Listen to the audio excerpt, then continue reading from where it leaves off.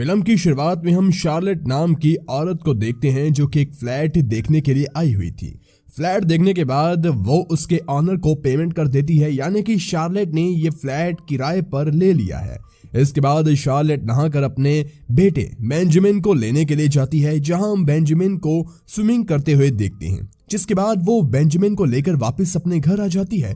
अब यहाँ हम देखते हैं कि अगर शार्लेट के पास घर है तो उसने फ्लैट रेंट पर क्यों लिया। इसका जवाब हमें कुछ ही देर में आगे मिलेगा। अब उस रात शार्लेट बेंजामिन को एक कहानी पढ़कर सुनाती है, जिसके खत्म हो जाने के बाद बेंजामिन शार्लेट से दूसरी कहानी सुनाने के लिए कहता है। इस पर शार्लेट उससे कहती है कि अब बहुत रात हो गई है, इसलिए वो चुपचाप सो जाए। और अगली सुबह हमें शार्लेट के पति मैक्स को दिखाया जाता है, जो कि प्रोफेशन से एक आर्किटेक्ट है। और उन दोनों के बीच के प्यार को देखकर हम समझ पाते हैं कि उनकी शादीशुदा जिंदगी काफी अच्छी कट रही है। अब इसके बाद के सीन में हम शार्लेट को एक हॉस्पिटल में देखते हैं, जहां हमें पता चलता है कि वो एक डॉक्टर है। इसलिए शार्लेट अपने पेशेंट को देखने के लिए जाती है, जिसके शरीर में बहुत सारे बाल होते हैं। थोड़ी देर बाद हम शार्लेट को उसी पेशेंट के साथ इंटीमेट होते हुए देखते हैं, जो कि उसी फ्लैट में होता है जिसे स्टार्टिंग में हमने शार्लेट को किराए पर लेते हुए देखा था। और इससे हमें पता चलता है कि ये फ्लैट शार्लेट ने दूसरों के साथ रिलेशन बनाने के लिए लिया था। इसके बाद शार्लेट वहां से नहाने के बाद एक यूनिवर्सिटी में स्टूडेंट्स को मेडिकल साइंस पर लेक्चर देने के लिए जाती है।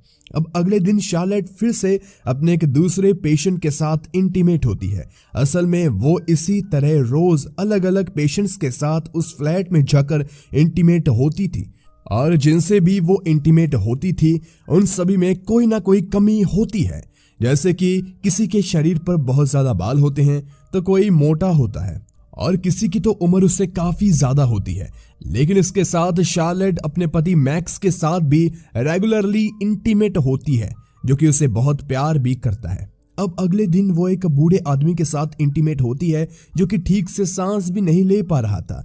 लेकिन इस चक्कर में शार्लेट बेंजामिन के पेरेंट्स टीचर मीटिंग के बारे में भूल जाती है, और वो वहां पर थोड़ा लेट पहुंचती है, जहां वो देखती है कि मैक्स वहां पहले से ही मौजूद था। जिसके बाद शाम को वो शार्लेट से पूछता है कि क्या सब कुछ ठीक है, तो शार्लेट उसे कहती है हाँ सब कुछ सही है, उसे कोई दिक्कत नहीं है। अब अगले दिन शार्लेट मैक्स को पिकअप करने उसकी कंस्ट्रक्शन साइट पर जाती है, जहां एक बिल्डिंग का काम चल रहा होता है। तो मैक्स शार्लेट से कुछ देर वहीं रुकने के लिए कहता है, क्योंकि अभी उसका काम खत्म नहीं हुआ था। इसलिए शार्लेट अब उस बिल्डिंग के अंदर जाकर ऐसे इधर उधर घूमने लगती है। वहां उसे एक वर्कर काम करते हुए दिखता है, जो कि शार्लेट का पेशेंट रह चुका था, और साथ ही वो उसके साथ इंटीमेट भी हुआ था। लेकिन शार्लेट उसे पहचान नहीं पाती, और जब वो वर्कर शार्लेट का हाथ पकड़ता है तब वो अचानक से अजीब बिहेव करने लगती है। वो वर्कर उसे शांत कराने की कोशिश करता, मगर उल्टा शार्लेट उसके फेस को जोर से पंच करती, और फिर दोबारा से उसे एक दूसरा पंच करने के बाद ना जाने उसे क्या होता, वो वहीं बेहोश हो जाती। जिससे हम समझ पाते हैं कि शार्लेट का किसी तरह का नर्वस ब्रेकडाउन हुआ है। उसी के साइड इफेक्ट्स के कारण वो बेहोश हो गई। अब हम शार्लेट को अगले सीन में हॉस्पिटल में देखते हैं, जहां उसके पास मैक्स भी बैठा हुआ था।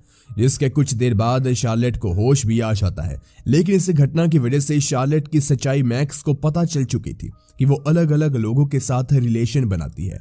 और अब इसी तरह कुछ और दिन बीत जाते हैं, जिसके बाद अपने रिश्तों को सुधारने के लिए शार्लेट एक थेरेपिस्ट के पास जाने लगती है, जहां वो थेरेपिस्ट से सब कुछ बताती है और कहती है कि अब उसके और मैक्स के बीच का रिश्ता पहले जैसा नहीं रहा।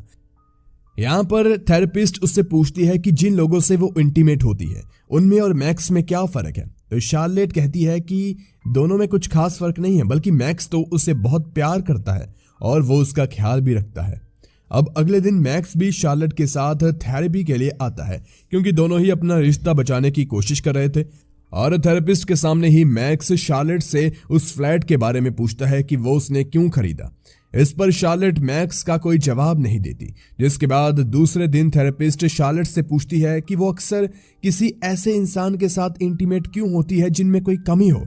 तो इस पर शार्लेट कहती है कि अगर मैंने इस बात का जवाब दिया तो ये बात और उलझ जाएगी। इसके बाद शार्लेट वहां से बाहर आ जाती है और ऊपर आसमान में एक प्लेन को देखकर मुस्कुराने लगती है। इससे हमें पता चल जाता है कि कहीं ना कहीं शार्लेट की मेंटल कंडीशन कुछ ठीक नहीं है और इसी वजह से कोर्ट शार्लेट को उसके पेशेंट के साथ इंटीमेट होने और उसकी खुद की मेंटल कंडीशन ठीक ना होने की वजह से उसे ब्लैक लिस्टेड कर दिया जाता है और साथ ही उसके मेडिकल लाइसेंस को भी छीन लिया जाता है, जिस वजह से अब शार्लेट कोई काम नहीं कर सकती थी।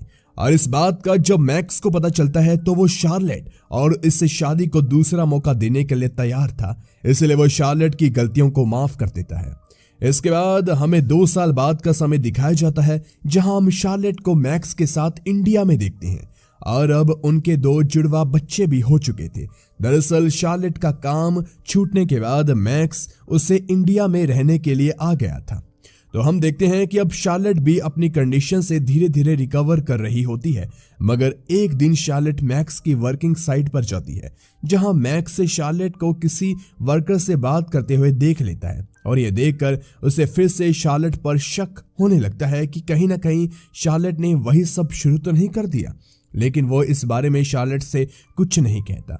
अब एक दिन शार्लेट दुकान से जाकर एक साड़ी खरीद कर लाती है और उसे अपने लिए एक ड्रेस बनाती है। दरअसल शार्लेट की जॉब छूटने की वजह से वो घर पर दिन भर बोर होती रहती थी। अब कुछ दिन बाद शार्लेट दोबारा से उसी बिल्डिंग में जाती है जहां पर मैक्स का काम चल रहा था। वहां पहुंचकर वो देखती है कि अब वहां का काम पूरी तरह खत्म हो चुका है और यहाँ मैक्स या बाकी वर्कर में कोई भी नहीं है, सिर्फ एक वॉचमैन को छोड़कर, जो कि शार्लेट को बताता है कि यहाँ का काम पूरी तरह से खत्म हो चुका है, इसलिए यहाँ कोई नहीं है। जिस पर शार्लेट वॉचमैन से बिल्डिंग के अंदर जाने की इजाजत मांगती है और वॉचमैन भी उसे जाने देता है। अंदर पहुंचकर शार्लेट इधर उधर घूमते हुए बिल्डिंग की छत पर पहुंच जाती है, जहां उसे काफी अच्छा लगता है।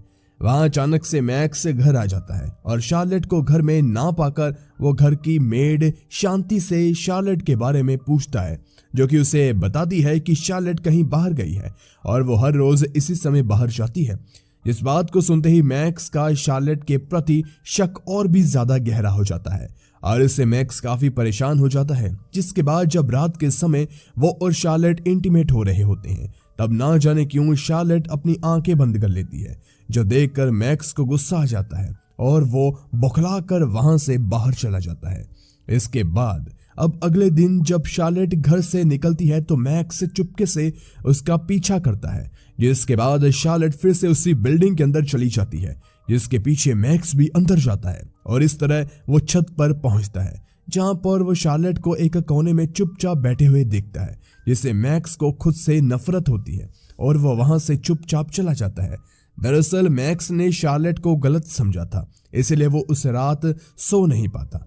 अब अगले दिन शार्लेट और मैक्स अपने बच्चों के साथ अच्छा समय बिताते हैं, जिसके बाद मैक्स से शार्लेट के साथ ही वो रात बिताता है, जहां शार्लेट मैक्स से कहती है कि वो इस वक्त यहाँ उसके साथ है, तो बस यही उसके लिए काफी है, बाकी उससे मैक्स से और कुछ नहीं चाहिए।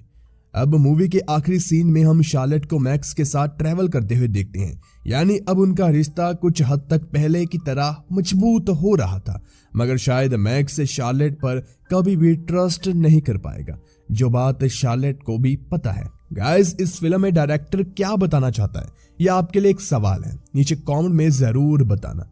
और जहां तक हमें लगता है कि शार्लेट कहीं ना कहीं मेंटली डिस्टर्ब होने के कारण ये अजीब और रैंडम हरकतें करती थी, जिसकी वजह से उसने अलग अलग अजीब लोगों के साथ इंटीमेट होना शुरू कर दिया, जिसका मैक्स को पता चलने के बाद वो अब अपनी वाइफ पर कभी भी भरोसा नहीं कर पाएगा, जो बात शार्लेट को कहीं ना कहीं अंदर से खाई जा रही थी।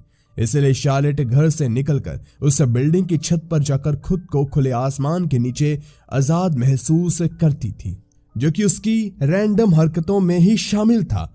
और मैक्स कहीं ना कहीं एक अच्छा आदमी था, जिसने शार्लेट को छोड़ने की जगह उसका साथ निभाने का रास्ता चुना।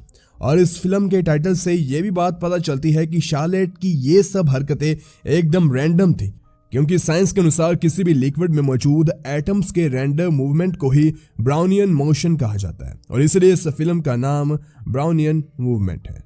और गाइस, वीडियो पसंद आई हो तो हमारे चैनल को जरूर सब्सक्राइब कीजिए ऐसी वीडियोस के लिए। धन्यवाद।